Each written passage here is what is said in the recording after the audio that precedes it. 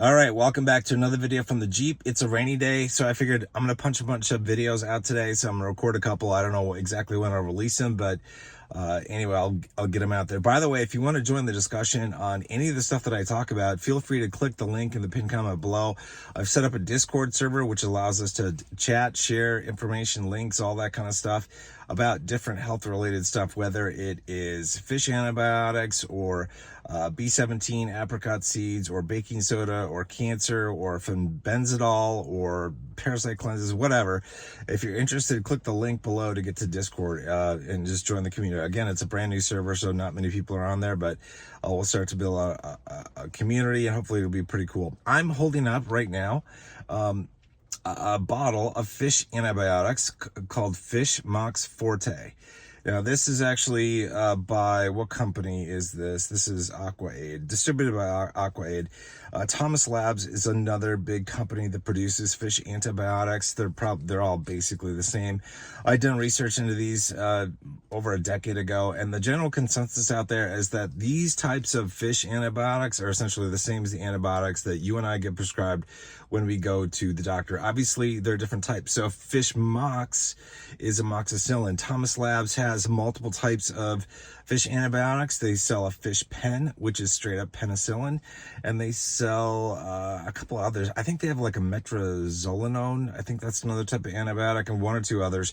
It's been a while since I looked. They do not have, as far as I know, at least at the time when I was looking around, I don't look anymore really because I just go with Fish Mox. But I don't think they have azithromycin, which is it's essentially what you get when you get a Z-Pak prescription from a doctor. That's azithromycin. But amoxicillin is a good all-around prescription or antibiotic. I almost said penicillin, which is an antibiotic too, but it's an old school. It's the original, but they're good. So why do I stock them? Well, this all started over 10 years ago. I got really into the prepping community and the whole prepping mindset of like making sure that I and my family were prepared for like the world going to hell. And one of the things that the prepping community thinks about, and I think justifiably so, is what do you do if you run into an emergency and you can't access a doctor? There are a lot of things you need doctors for, like surgeries, broken bones, stuff like that. But some things like are simpler to solve, and they can be solved with antibiotics. What happens if you can't get to a doctor in a timely fashion? Well, that's where the prepping community started to look into fish antibiotics and using these, stockpiling these essentially to have these on hand. And so that's where I first learned about it. The general consensus is these are the same types of antibiotics as what we get prescribed as humans. And in fact, somebody did some research. This was like 10 years ago. When I was first looking into this, they found that the company behind the scenes that was manufacturing these capsules was the same company that was making prescription penicillin or prescription antibiotics. I keep saying penicillin.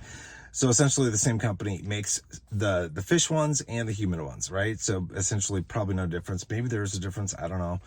But that's just kind of what the research was a while back. And I haven't redone the research or anything like that. I just want to share kind of my thought process on things. Now, have I used these before? Yes, I have. So for the longest time, I just had these guys sitting in the cabinet, like for an emergency. And then I had two instances where I was pretty sure that I needed antibiotics. And I'm like, well, I could go into the doctor and get a prescription, but instead I want to be a guinea pig and I want to try this out on myself and just make sure it works. Like, we're in the age of gender fluidity where you can basically identify as anything or anyone you want. So I'm going to identify as a fish. When I take these, it's like if I take something else that's designed for horses, I identify as a horse. If I'm taking something designed for dogs, I'm going to say I'm a dog. There's nothing wrong with that in today's society. So anyway, so I took these on those two instances when I felt like I needed a prescription. And I took them. I looked online to see what people recommended in terms of dosage and all that kind of stuff. And I just followed what other people said they thought was reasonable. And, like with other prescription antibiotics, after 24 hours, my symptoms were basically gone. By 48 hours, they were, gone completely. And I still kept taking these for a couple days because normally with antibiotics, you want to take them for a couple days after your symptoms, have disappeared. But I did that without problem. And that's I was happy. I was like, okay, well, I'm kind of the person that I'm like, oh, I'm willing to try stuff out that's maybe a little non-conventional, because I know a lot of people aren't. So I'm like, I'm going to try it, make sure I don't die, make sure I don't have major side effects, make sure something doesn't go wrong. But I was like, when I took these, I was like, what's the worst case situation? Like, they're not going to work because these are designed for fish and not humans. Like, they're not going to work. Okay, well, then I'll just go to the doctor, and, he or she will prescribe me prescription antibiotics for humans. That's fine. That's cool. But anyway, these worked. So I always keep some of these at home just for emergencies. I don't normally, it's like if I rarely ever go to the doctor. I rarely, thankfully, it's like I don't have a need for it. But it's like under certain situations, I would just let a doctor prescribe me whatever he or she thought would be the best antibiotic or whatever for me. But if I'm pretty sure that it's something simple that's going to be solved by antibiotics, that's when I'd be willing to just take this and just like skip the trip to the doctor. But that's just me. Not medical advice. Obviously, I'm not a doctor. I'm just a dude in a Jeep, right? So, but it's something to think about. Like, if you want to keep something on hand for an emergency use, to have available, it might be a good idea. I always think it's good, just from a preparation standpoint, to have things that you might need, even though you don't necessarily need them, because it's like by the time you need them, sometimes they're not available. Sometimes you can't get them for whatever reason. It's the same basic reason. Like, I still carry cash in my wallet. I probably always will.